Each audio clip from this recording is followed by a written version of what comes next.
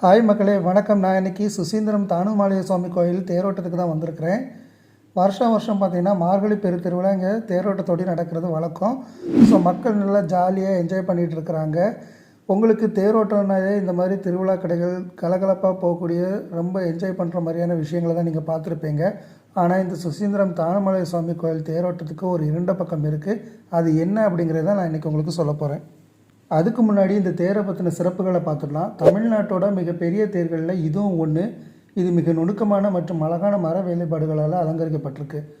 சுசீந்திரத்தில் பார்த்திங்கன்னா மொத்தம் 3 தேர்கள் உண்டு.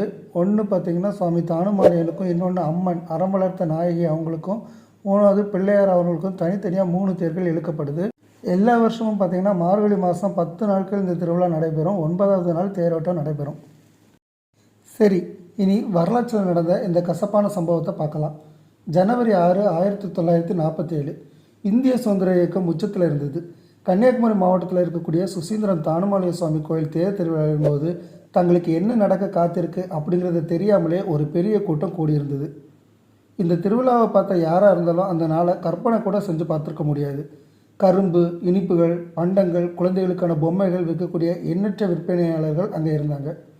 திடீர்னு லத்தி மற்றும் துப்பாக்கியோட ஆயுதம் ஏந்திய ஒரு பெரிய போலீஸ் படை தேர் வீதிக்குள்ளே நுழைஞ்சதால் நிலைமை பதட்டமாக மாறிச்சு. கோயிலுடைய பிரதான தேருக்கு மேலே ஏறி காங்கிரஸோட கொடியை ஏற்றி திருவிழா முடியும் வர அதை அங்கேயே வச்சுருக்கணும் அப்படின்னு சுதந்திர போராட்டக்காரங்க வலியுறுத்தினாங்க. அவங்க கடுமையான எதிர்ப்பை எதிர்கொண்டாங்க. அவங்க மேலே கற்கள் வீசப்பட்டுச்சு. இந்த போராட்டக்காரர்கள் மேலே போலீஸாரால் தடியடி நடத்தப்பட்டுச்சு.